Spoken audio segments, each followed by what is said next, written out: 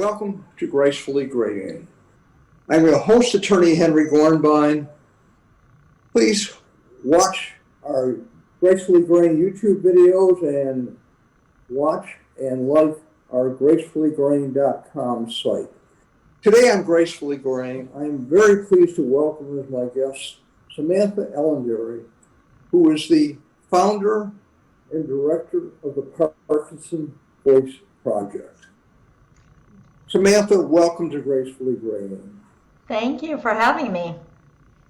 It's a pleasure. I really appreciate it. First of all, Samantha, tell our viewers exactly how Parkinson's affects speech and swallowing. And I know it's called the snowflake disease, which means everyone has a slightly different variation, for lack of a better word. That is right. People with Parkinson's all have a different combination of symptoms, but it is known that 90% of people with Parkinson's are likely to struggle with speech and swallowing. And some of the symptoms with speech could be a softer voice, a voice that sounds kind of gravelly, a voice that people can run out of air at the end of their sentences, so they're trailing off, or they might not have as much expression in their voice. Having a monotone sounding voice is very common, and then also having imprecise articulation. So those are some of the most common symptoms with speech.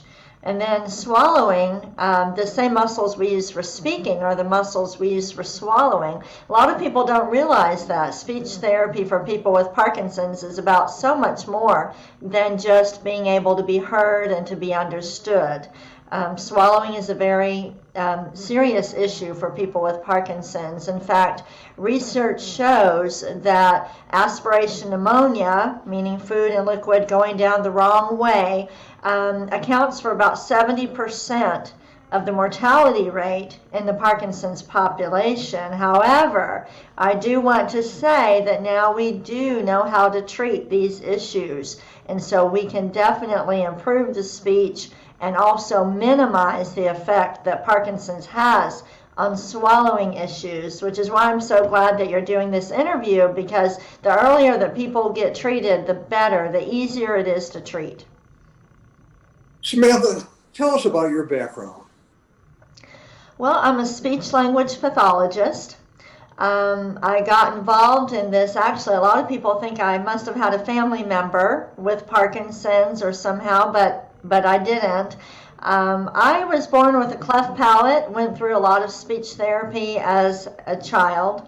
I guess, and actually even as a teenager and also as a young adult, did not feel as confident in my speech. So that's what got me into speech pathology. I actually just wanted to learn more about it, but then I enjoyed it so much. In 1998, I was working at a hospital, was assigned to work with a Parkinson's program, and I just fell in love with working with people with Parkinson's. Here they are with this condition that is labeled as an incurable, degenerative, progressive disorder, and they really do have the ability to improve their speech and communication. In fact, they make really good progress in speech therapy. But the problem is that speech pathologists don't learn a lot about how to treat Parkinson's in graduate school. And so a lot of patients are not getting the treatment that they need because the speech pathologists don't really know how to treat it. It's very different to treat people with Parkinson's than it is to treat other disorders. It is actually very unique. Jump in. Why is it different with Parkinson's and other speech disorders? Well, for most speech disorders, we're always trying to get the speech. Let me give you an example. If I were to treat a child who couldn't say her R's, for example, my whole goal in therapy is to get that child to teach the child how to say the R the right way, and then to make that production of R automatic. I don't want the child to have to think about the R or where they're placing their mouth. I'm always working towards trying to make the speech automatic to where the child can do that. And once the child finishes therapy, they don't need any more therapy. They're done. They can say R, they won't have to think about it. But with Parkinson's, it's different. Humans have two motor systems. We have the automatic system and the intentional system. The automatic motor system is highly dependent on dopamine. People with Parkinson's, what causes the symptoms is that their dopamine producing cells have become impaired, or they die. By the time somebody has any symptoms of Parkinson's, they've already lost 60 to 80% of their dopamine producing cells. And automatic movements, anything that we do without conscious effort, requires dopamine. So with Parkinson's, when we're working with Parkinson's, we're not working towards making the speech automatic. It's not physiologically possible for the speech to become automatic. So for people with Parkinson's, they have to go through speech therapy. And the purpose, what we're doing is we're trying to strengthen the muscles. We're trying to get them to speak with intent, not rely on their automatic motor system, but take control of their speech, teach them how to use intent. And then another very important component is daily home practice, because the speech will never be automatic for somebody with Parkinson's. It's not, they can't go through a round of speech therapy and then say, okay, I'm done, I finished. They will have to do it for the rest of their life, and they will have to work really hard. And so that's what makes Parkinson Voice Project, our program, so unique. When somebody enters our program, they are in it for the rest of their life. We do a one-on-one speech therapy called Speak Out. Then they transition to a group program called the Loud Crowd. And then we are continually monitoring them. They have to come in every 3 to 6 months for another visit so we can see how is it going. Is it starting to decline? If it's starting to decline, we've got to do some therapy to get it back up. And we're constantly monitoring it. We never let it drop to where it was when we first met the patient. And so that's something that is very different from other clinics. We don't bill Medicare. We don't charge for our therapy services.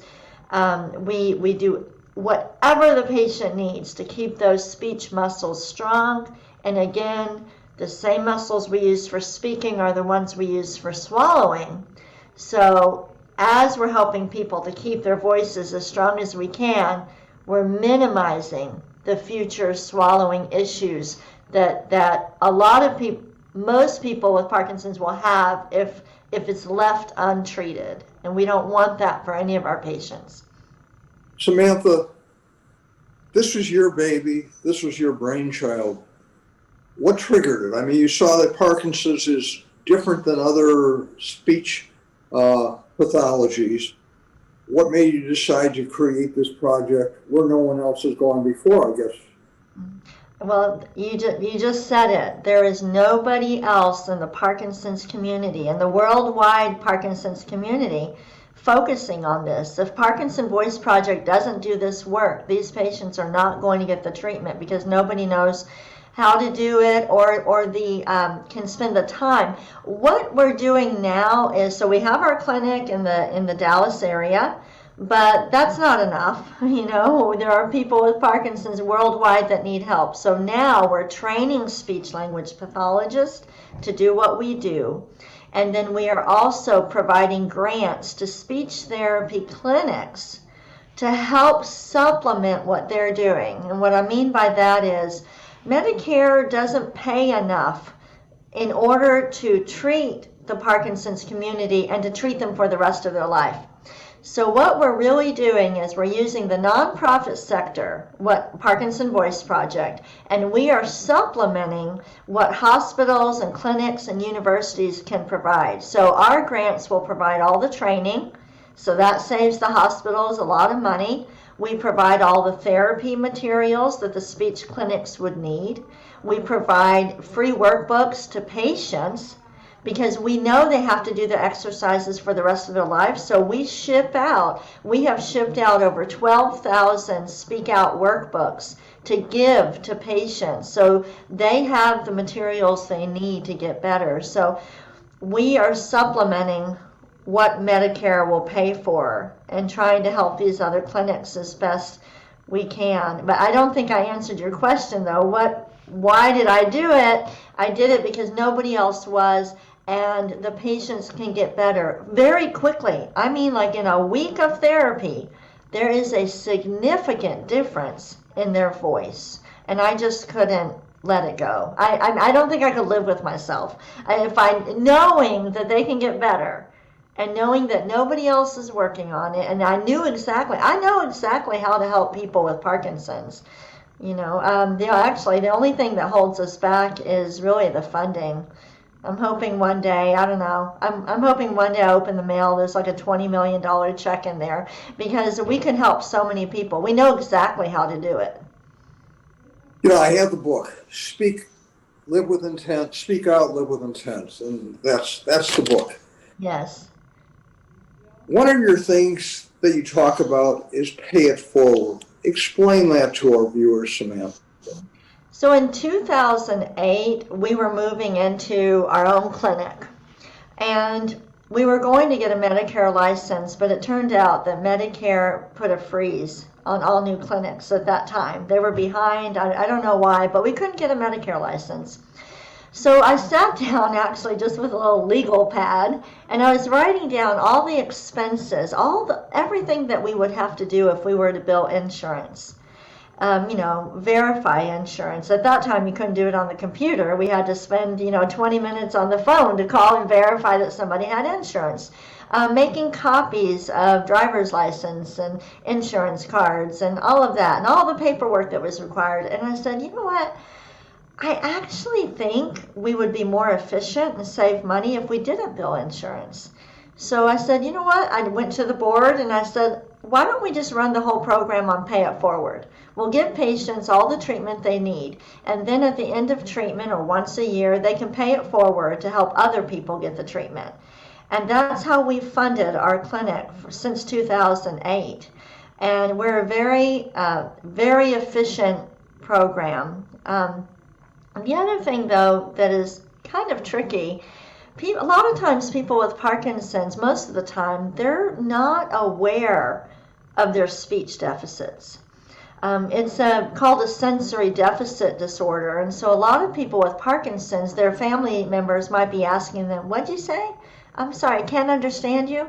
And then to the person with Parkinson's, it doesn't feel that way. And that's really the trickiest part of treating Parkinson's, is that at first they're not aware of their deficits. It's very different from having physical issues. If somebody falls down, which is, can happen with Parkinson's, they go, wow, I have a problem.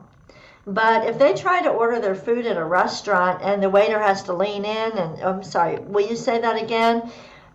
Kind of the moment passes and they don't really pay that close attention to it. So that's a tricky part. So we do a lot of audio recording and video recording of our patients so that they can recognize what their speech sounds like.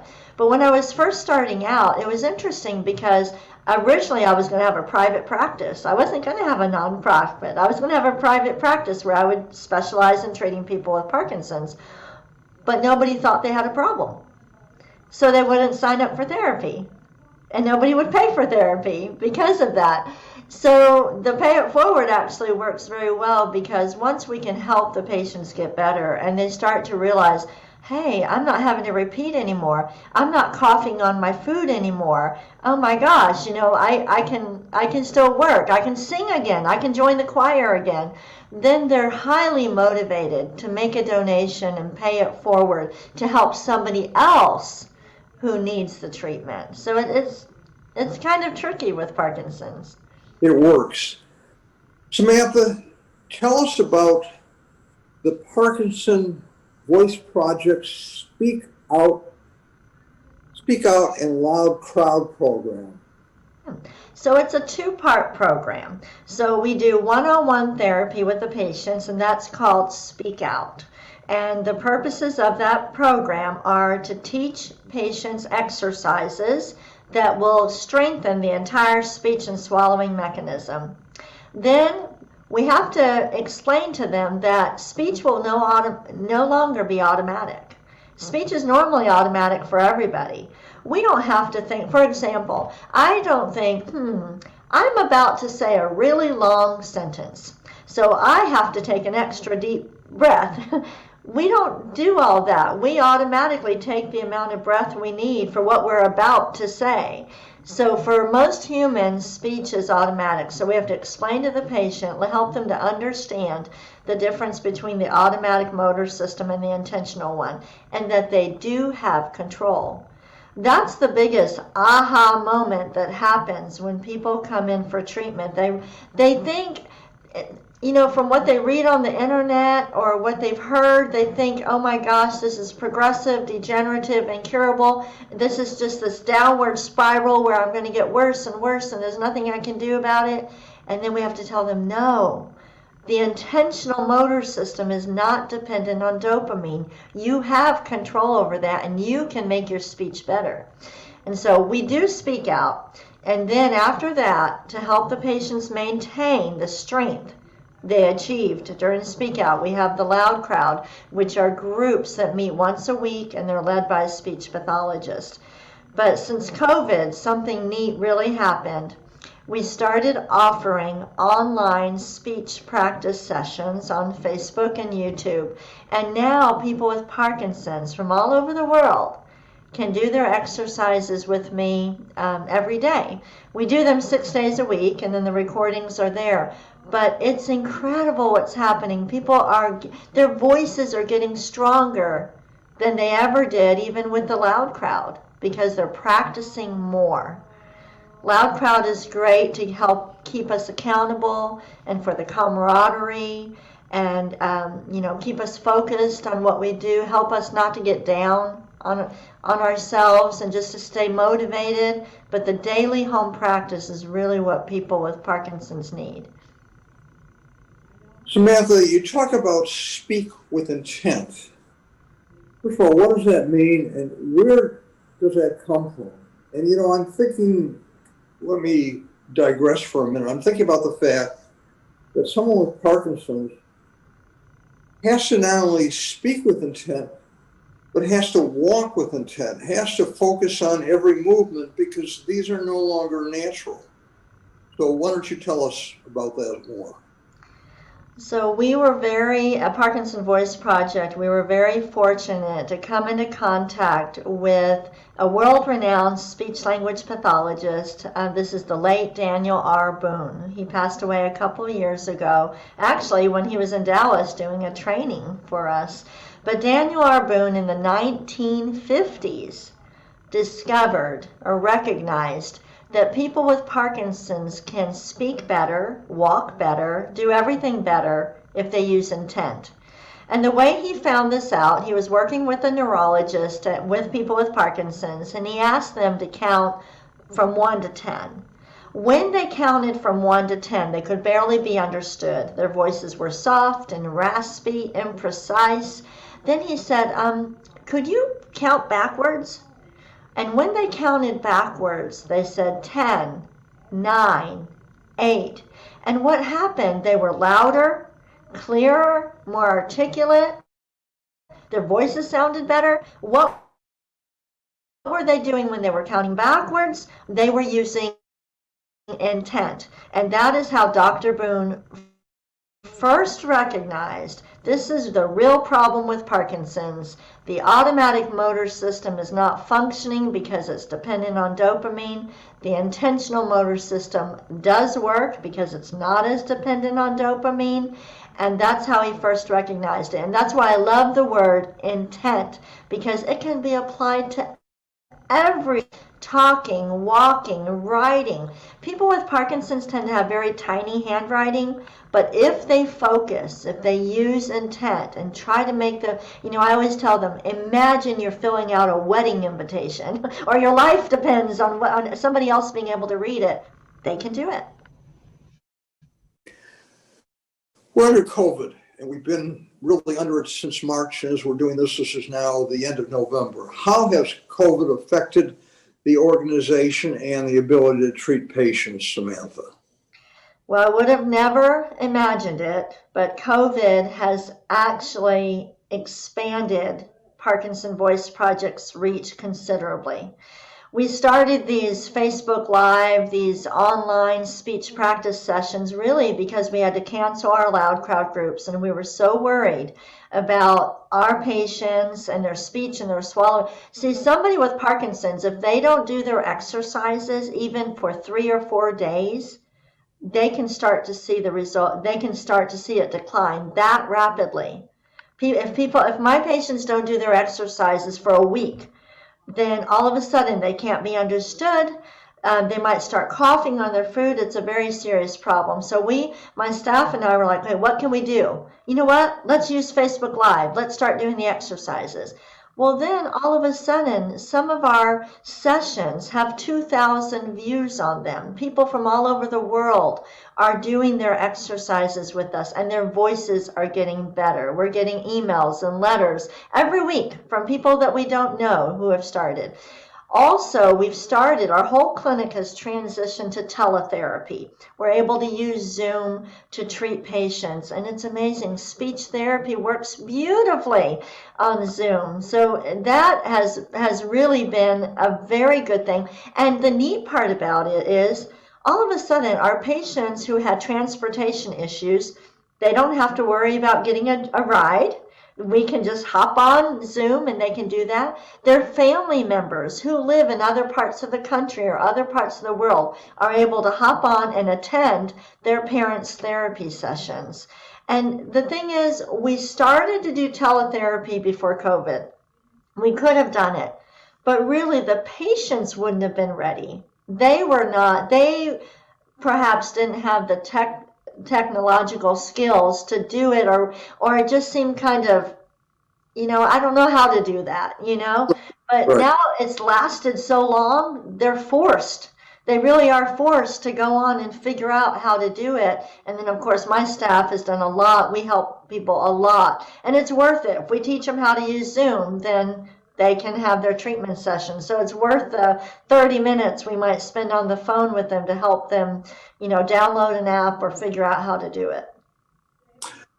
So people are home, they have time, and so they're able to focus more on the need for regular speech therapy, for lack of a better word. Yes. Samantha, tell us about the 15th anniversary celebration, the mini documentary, and the virtual choir. I know there was a video that I watched, and it's just phenomenal what you're doing, really. I never would have thought that we would have had our 15th anniversary during a pandemic. We normally do a big show every fall. It's called Sing Out, and we normally have at least 100 of our patients performing in this show. So our plan was that we were going to have a big 15th anniversary celebration at the show. We had a song. We commissioned a song to be written about our organization. It's called We Find Our Voice, and we were all ready. We had all the music written. Our music director wrote all the instrumentation. We were ready to teach it to our patients, and then COVID hit. So we decided, because of all of the people who have been practicing with us every day, even not just our patients, other people, why don't we put together a virtual choir? And that's what we did. We ended up with 225 people with Parkinson's and their family and friends from across the U.S. We also had some people in the choir from Australia, Canada, Ireland, and England. And we invited everybody who wanted to learn the song. We taught the song to them online. We sent them practice videos to learn the song. And then we had a producer put it all together. And then we added on a mini documentary about how Parkinson's affects speech and swallowing and what our organization is doing to help. And actually, I was very pleased with the opportunity to be able to put some of this history down. A lot of people didn't know how the show started or the organization, and so we were able to include that.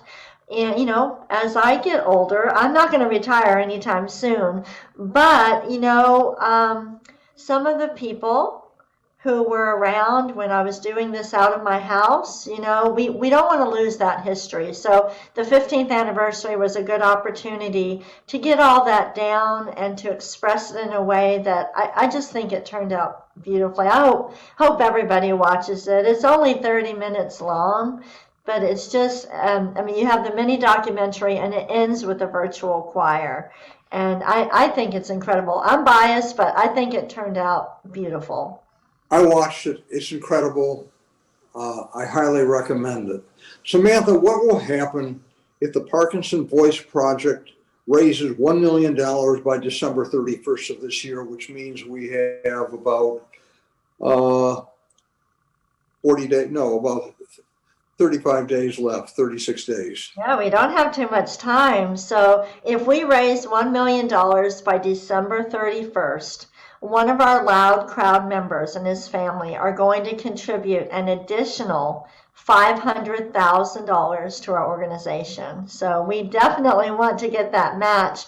As of a couple days ago, we had raised $411,000. So we're almost halfway there, which is pretty good. That's pretty good. And this fundraiser, we call it the Holiday Challenge. It's actually very unique. We've been raising the money for the organization like this since 2000. We don't have a development office with our nonprofit. We don't have a development director. We don't host galas or golf tournaments or walks or do anything like that. Our fundraising costs are very low because what we do is we have been fortunate, actually, since 2006, we have always had a challenger, except 1 year. 1 year we did not have a challenger. I couldn't pull it off. But we've had a challenger every other year. And so basically, we find a challenger. That's my hardest part of my whole job all year round is finding the challenger. And then we send donation letters and we ask people to make a donation. And that's our fundraising cost. So, yeah. Samantha, how can people with Parkinson's and their families find a Speak Out provider in their area? If you go to our website, ParkinsonVoiceProject.org, we have on the home page, we have a button that says find a Speak Out provider in your area. And so those are speech language pathologists that have been trained by us who are offering our program. And so that's how they can find someone, or they can call our clinic. And if there is not a provider in their area, our next grant cycle will open up in January. So I urge people with Parkinson's and their families, if there is not a provider in the area, reach out to the local universities that have speech therapy clinics. That's a great resource.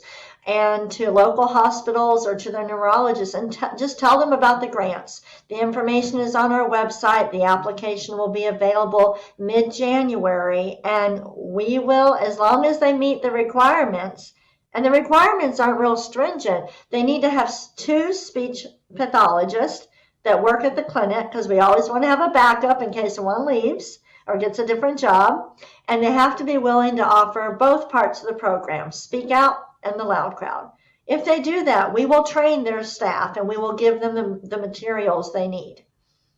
We're out of time. Some final thoughts before we sign off, Samantha. Well, I just want to thank you and everybody else who is getting the word out about this. There are 7 to 10 million people worldwide living with Parkinson's. 90% most likely will lose their ability to speak if they're not treated. 70% will die of aspiration pneumonia if they don't get treated. And I'm telling you, we know exactly how to treat it. If people go through the program and they keep up with the exercises, they can minimize these issues considerably. So I thank you for having me on your show and helping us to get the word out. Well, Samantha Elandary, I really appreciate it. We want to thank you so much for being our guest on Gracefully Graying. And we want to thank you, our viewers, for watching. And please follow up. The Parkinson Voice Project is so important, and really, it works. Thank you again.